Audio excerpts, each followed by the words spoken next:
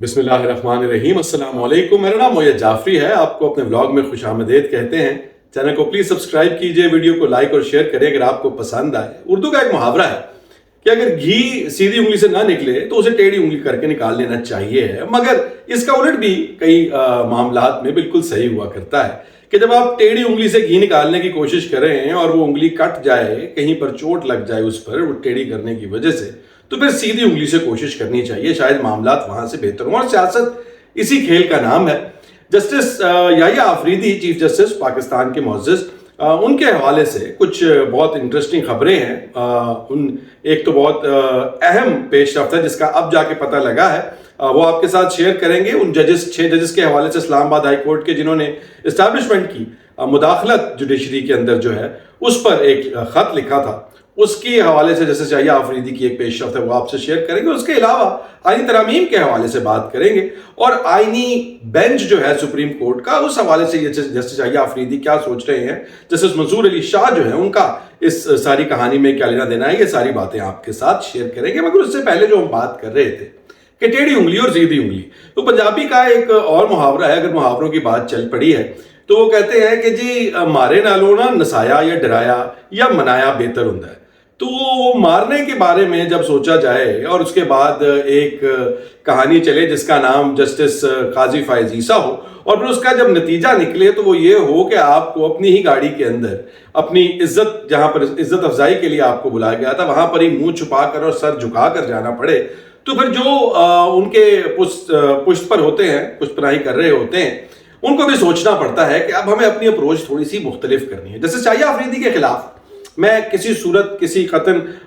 कोई अभी से अपनी अजम्पशन या सोच बनाकर नहीं बैठा हुआ। मैं सिर्फ और सिर्फ उन हालात का जायजा लेकर, उन हालात को अपने ज़हन में रखकर, उनको सामने रखकर ये सारा तज्जिया आपके साथ पेश कर रहा हूं और आपको समझाने की कोशिश कर रहा हूं कि हालात और वाक़यात चाहे बज़ाहिर अपनी सतह पर बेहतरी की तरफ जाते हुए दिखाई दे रहे हो, मगर जब तक उनकी बुनियाद, उनकी जड़ें कहां से निकलती हैं और उनको उन जड़ों को खुराक कहां से मिलती रही है, वो चीज अगर आप नहीं समझेंगे तो आप फिर पौधे पे लगा हुआ फल खा लेंगे और उसके बाद आपका पेट खराब होगा और आपको तकलीफ होगी। फिर आप कहेंगे हो मुझे तो समझ ही नहीं आई कि ये पौधा गलत था। तो बुनियादी तौर पर ये सारी बातें समझनी इंतहाई अहम और जरूरी है। तो जैसे याहिया आफरीदी ने हमें ये जो है लेटेस्ट डेवलपमेंट पता लगी कि जिस दिन उन्होंने हल्फ उठाया उसी दिन उन्होंने उन 6 जजेस के साथ मुलाकात की बाकायदा तौर पर, और वो 6 जजेस जिन्होंने क्या कहते हैं आपके खत लिखा था कि जी ये हमारे ऊपर दबाव आ रहा है एजेंसियों की तरफ से और हमें ये कतन कबूल नहीं है। दूसरी जानिब ये भी खबर सुनने को हमें मिल रही है कि शायद जो आईनी बेंच है उसके चीफ जस्टिस के तौर पर मंसूर अली शाह साहब को कंसिडर किया जाए इस सारे मामले में, हालांकि उनको चीफ जस्टिस ऑफ पाकिस्तान की जो पोजीशन है उस पर तो बिठाया नहीं गया। तीसरी जानिब जो अहम खबर इन हवालों से अदलिया के हवाले से, क्योंकि आज का व्लॉग जो है वो बुनियादी तौर पे अदालत के नाम के जो हमारी एक बहुत इंपॉर्टेंट सुप्रीम जुडिशल काउंसिल की मीटिंग आ रही है, उसमें बहुत बड़े बड़े नाम और बहुत बड़े बड़े बुर्ज जो हैं उनके खिलाफ रेफरेंसेस और उनके खिलाफ इंक्वायरीज आने की भी एक शुनीद मिल रही है। और एक सस्पेशन है कि जस्टिस अमीनुद्दीन, जस्टिस नईम खान और शायद जस्टिस काजी फायज ईसा, इन तीनों के खिलाफ रेफरेंसेस आ रहे हैं, या उनके खिलाफ अगर रेफरेंसेस नहीं तो डेफिनेटली इंक्वायरीज तो हो ही सकती हैं उनके हालात और वाकयात के मुताबिक। जस्टिस काजी फायज ईसा पर कुछ पैसों की एम्बेजलमेंट का मसला है, वो आपके साथ डिटेल्स बाद में शेयर करेंगे। अभी आज का टॉपिक कुछ और है, आपको चलते चलते बता दें जैसे ज़मीनुद्दीन और नईम खान जो है उनका जो फैसला था मखसूस नशिस्तों के हवाले से, उसमें जो उन्होंने जुमले लिखे थे कि भाई आप जो है पाकिस्तान का इलेक्शन कमीशन है उसको अक्सरियती फैसले को रद्द कर देना चाहिए है और हमारे फैसले को मानना चाहिए है। उन्होंने एक डायरेक्टिव दिया जो कि पाकिस्तान की और पूरी दुनिया की जो अदालती तारीख है उसमें ऐसा नहीं हुआ करता। आप एक डिसेंटिंग जज हैं, आप माइनॉरिटी में हैं, आप का फैसला जो है वो अक़लियती है और आप हुक्म सादिर कर रहे हैं कि जो अक्सरियत में हैं उनका फैसला आइन से मुतसादिम है और वो आइन की खिलाफ वर्जी है, इसलिए उस पर अमल ना किया जाए। तो ये बात इंतहाई काबिल एतराज़ और काबिल परेशानी है, जिसके नतीजे में उन लोगों के बारे में जो है ये मामलात आगे मूव होने का भी अंदेशा है। तो ये सारी कहानियां जो है ये काफ़ी इंटरेस्टिंग है, मगर coming back to Justice Yahya Afridi and wrapping it up, کہ Justice Yahya Afridi یہ سب کچھ کیوں کر رہے ہیں؟ جیسے منظور علی شاہ کو انہوں نے ADR جو آلٹرنیٹ ڈسپیوٹ ریزولوشن ہے اس کا بھی انہوں نے ہیڈ بنا دیا، اور انہوں نے بنیادی طور کے اوپر اب جیسا کہ اب آپ سے شیئر کیا ان ججز کے ساتھ بھی جن کو مسئلے مسائل تھے ان کے ساتھ بھی بیٹھ کر ان کی بھی دل سوٹے کیے، ان کی بھی بات سنی، ان کا دل ہلکا کیا. تو بنیادی یہ ساری کہانی جو ہے اس سے آپ کو ایک اپروچ ڈفرینٹ نظر آ رہی ہے. اور وہ اپروچ ڈفرینٹ کیوں ہے؟ کیونکہ جسٹس میرا تجزیہ یہ ہے کہ جسٹس یحییٰ آفریدی سے پہلے جو ایک ہمارے چیف جسٹس تھے ان کی بھی ظاہری بات ہے پشت پناہی کافی اسٹرانگ تھی، جس کی وجہ سے وہ جس طرح کی باتیں کیا کرتے تھے، مگر جو طریقہ کار انہوں نے اپنایا اور ان کی جو شخصیت تھی وہ لوگوں کے ساتھ جو تھے گھلتے ملتے، اپنے آپ کو بہت ہی کوئی وکھرا سخاب کا پر لگا ہوا سمجھتے تھے اپنے کیا کہتے ہیں ہیٹ میں. تو انہوں نے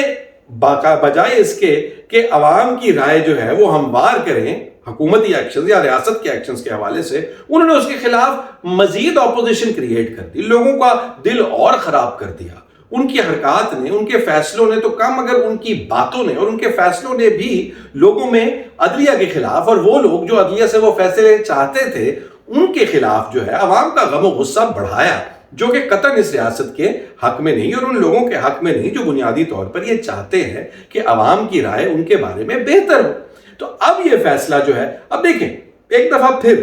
تھوڑے سے عرصے کے لیے میں آپ کو یہ بات سمجھا دیتا ہوں کہ جسٹس یحییٰ آفریدی چیف جسٹس کیوں بنے. اتنا سارا کیا دھرا، آئینی ترامیم، یہ وہ اگاڑ پچھاڑ، ممبر اٹھاؤ، بند کرو، لے کر آؤ، کسی کے چوری کرو، کسی کو پیسوں کی دھونس دو، کسی کو پیسوں کی دھمکی دو، پھر پیسے دو، یہ سب کچھ چلتا رہا. اور اس کے نتیجے میں مقصد یہ تھا کہ justice Mansoor Ali Shah chief justice of Pakistan نہ بنے، justice Munib Akhtar chief justice of Pakistan نہ بنے، کیونکہ وہ وارے میں نہیں ہے، کیونکہ وہ تمام چیزیں اس طرح سے نہیں کر سکیں گے جیسا کہ کیے جانے کی امید کی جا رہی ہے. تو پھر اگر دو جسٹسز کو سائیڈ لائن کیا جا سکتا ہے تو تیسرے کو کیوں نہیں؟ اگر ان دونوں کو سائیڈ پہ کر کے جسٹس یحییٰ آفریدی کو بنایا جا سکتا ہے تو ایک نئی کہانی بھی آ سکتی تھی. جسٹس منیب کے خلاف جو چارج شیٹ تھی اس کے اوپر ان کو جو ہے ان کے خلاف ریفرنس کر کے ان کو اس ریس سے باہر کیا جا سکتا تھا، چاہے تھوڑے عرصے کے لیے، اور جسٹس یحییٰ آفریدی کو کر کے کسی اور تیسرے کو بیچ میں انٹر کرا کے جو کہ بات ماننے والا، کہنا ماننے والا اچھا بچہ ہو، اس کو لایا جا سکتا تھا. بہت کچھ کیا جا سکتا تھا، کیونکہ جب پوچھا گیا تو حکومت کے کسی بندے کے پاس، وہ چاہے رانا ثناء اللہ ہو، وہ چاہے بلاول بھٹو زرداری ہو، وہ چاہے مریم نواز ہو، وہ چاہے شہباز شریف ہو، کسی کے پاس اس بات کا جواب نہیں کہ منصور علی شاہ کو کیوں نہیں بنایا، منیب اختر کو کیوں نہیں بنایا، اور یحییٰ آفریدی کو کیوں بنایا. تو اگر بنایا تو اس کا کوئی مقصد ہے، اور وہ مقصد اب آپ کو آہستہ آہستہ کھلتا ہوا نظر آ رہا ہے کہ کام وہی ہوں گے مگر پیار سے، دیکھ مگر پیار سے. تو وہ دیکھیں گے ان سارے معاملات کو، کریں گے تقریباً وہی جو ان سے امید کی جا رہی ہے ریاست کی جانب سے، مگر وہ اس بار ایک پولیٹیکلی فیوریبل ماحول کریٹ کریں گے، اور جو کہ وہ کر رہے ہیں. وہ جسٹس منظور علی شاہ کی طرف بھی دوستی کا ہاتھ بڑھا رہے ہیں، ایک آلو برانچ ایکسٹینڈ کر رہے ہیں، ان کو عہدے دے رہے ہیں، ان کی عزت کر رہے ہیں، ان کو عزت دے رہے ہیں، جسٹس منیب کو واپس لے کے آ رہے ہیں. تو عدلیہ کے بیچ میں جو ایک سینٹیمنٹ جو تھا ان فورسز، ان طاقت کے ایوانوں کے خلاف جو بن گیا تھا، ایک ڈویژن جو کریٹ ہو گئی تھی، عدلیہ کا جو فیصلہ ہے 12 جولائی والا، یہ جو مخصوص نشستوں والا، وہ ایک ویک اپ کال تھی پاکستان کی ریاست کے لیے، پاکستان کی حکومت کے لیے، کہ اب عدالتوں کے اوپر ان کا جو ہولڈ ہے وہ ختم ہو گیا ہے اور معاملات بہت خراب ہو گئے. تو وہ اس کو واپس ٹھیک کرنے کے لیے، اپنی حق میں فیوریبل کرنے کے لیے، ان کو ان کے دلوں کی کدورتیں، ان کی نفرتیں، ان کا غصہ نکالنے کے لیے ان سب کو ٹھنڈا کرنا پہلا قدم ہے. اور وہ پہلا قدم جسٹس یحییٰ آفریدی انتہائی خوشلوبی، انتہائی خوبصورتی کے ساتھ ادا کر رہے ہیں. اور اس کے ساتھ ساتھ اب یہ جب آئینی بینچ کا معاملہ طے ہوگا، اس میں ایک اور بہت بڑی ایک ڈیولپمنٹ ہے جو سندھ ہائی کورٹ کی جانب سے آئی ہے، کیونکہ یہ جو کانسٹیٹیوشنل بینچ بننے ہیں یہ صرف سینٹر میں نہیں بننے ہیں، یہ بنیادی طور پہ آپ کے پروونسز میں بھی، صوبوں میں بھی بننے ہیں. مگر سندھ ہائی کورٹ میں یہ فیصلہ چیلنج ہو گیا ہے، اور سندھ ہائی کورٹ نے نہ صرف اس چیلنج کو ایکسیپٹ کر لیا ہے، اس کو جو ہے ایڈمیسیبل کر لیا ہے، اس کے اوپر اب جدا ہوگی. انہوں نے اٹارنی جنرل کو اور باقی لوگوں کو نوٹیفائی کر دیا کہ بھی یہی اعتراضات اٹھے، اور اعتراضات یہی ہیں کہ عدلیہ کی آزادی پر کاری ضرب ہے یہ 26ویں ترمیم، اور وہ عدلیہ کی آزادی کو ختم کرتی ہے، اسے حکومت کے ماتحت کرتی ہے، اس لیے یہ چلنے کا جو ہے وہ سوال ہی پیدا نہیں ہوتا۔ اور اس کے اوپر چونکہ ابھی تک وہاں پر اس کے اوپر اسمبلی میں قرارداد منظور سندھ میں نہیں ہوئی، اور چونکہ وہاں پر ابھی تک اس کا جو ہے مکمل طریقے سے معاملات جو ہیں پروسیجر رائج نہیں، تو اکارڈنگ ٹو 26th امینڈمنٹ اس میں بھی یہ موجود ہے کہ جب تک وہ قرارداد پاس نہیں ہوتی وہاں کی صوبائی اسمبلی سے، تو یہ معاملات آگے نہیں بڑھ سکتے، اور ہائی کورٹس اسی طرح سے کام کریں گے جیسے پہلے کر رہے تھے، تو یہ وہاں پر چلے گا۔ اب یہ سندھ ہے، تو یاد رکھیے سندھ کے اندر پاکستان پیپلز پارٹی کی حکومت ہے، اور بلاول بھٹو زرداری بہت سینہ تان کر یہ کہتے ہیں کہ یہ آئینی ترمیم کے اندر جو آئینی بینچ ہے یہ محترمہ بے نظیر بھٹو شہید صاحبہ کا خواب تھا اور ان کا ویژن تھا، اور انہوں نے ان کا ویژن پورا کیا ہے۔ اور اگر سندھ میں ہی یہ چیلنج ہو رہا ہے تو یہ ایک بہت پریشانی کی اور انتہائی اچنبے کی بات ہے، اور سندھ کے جو ہائی کورٹ کے اندر اگر یہ معاملات گمبھیر ہوتے ہیں تو اس کے بعد تو ابھی پیچھے KP کی اسمبلی پڑی ہے، تو ابھی اس کے پیچھے بلوچستان اسمبلی پڑی ہے، تو ابھی اس سارے معاملے میں پنجاب اسمبلی تو ظاہری بات ہے جس کے ہاتھ میں ہے، وہ آپ اور ہم دونوں جانتے ہیں، مگر یہ معاملات اتنی آسانی سے بیٹھنے والے نہیں۔ تو سینٹر کے اندر جو ہے یہ بھی چیلنج ہوا ہے، مگر وہاں پر معاملات جو ہیں وہ مختلف ہیں۔ تو اب سچویشن یہ ہے ساری کہانی کو دیکھتے ہوئے کہ جہاں پر 26ویں آئینی ترمیم ایک اب حقیقت ہے کم از کم پاکستان کے وفاق میں، اور وہاں پر آئینی بینچ بننا ہے، اور آئینی بینچ کے اگر وہ سپریم کورٹ کے اندر آئینی بینچ کا چیف جو ہے منظور علی شاہ کو لگا بھی دیتے ہیں، اور ان کے ارد گرد ایسے دوست اور ایسی سہیلیاں اکٹھی کر دیتے ہیں جو حکومت کے وش میں ہوں گی، تو وہ سب کا سب آپ کو دکھنے میں ایسا لگے گا جیسے سب آن بورڈ ہے، کہتے ہیں سارے منی کھڑے نہیں تو پھر تانوں کی مسئلہ ہے۔ تو جسٹس منظور علی شاہ سنگل آؤٹ ہوتے ہوئے شاید آپ کو نظر آئے، مائنورٹی میں نظر آئے، جو ایک امیج جا رہا تھا کہ حکومت جو ہے وہ سپریم کورٹ کے اندر مائنورٹی میں رہ گئی ہے، وہ امیج وہ تصور ختم کرنے کی پوری کوشش کی جائے گی۔ ان ججز کو جن کو یہ مسئلہ ہے، ان کو لگتا ہے کہ ریاستی ادارے جو ہیں وہ ان کو پریشرائز کر رہے ہیں، ان کے بھی کاندھے پر ہاتھ رکھا جائے گا، تب تو پایا جائے گا، اور اس کے بعد یہ سوچا جائے گا کہ اب جب یہ سارا ماحول سازگار ہو گیا ہے تو اب وہ کام کریں گے جو ہم سب نے کرنے ہیں، اور اس کے بعد پھر 27ویں آئینی ترمیم لے کے آئی جائے گی۔ اس کے بعد جب حالات سازگار ہو جائیں گے تو وہ تمام ترامیم جو پہلے ریجیکٹ ہو گئی تھی، وہ مولانا کو بھی جو ہے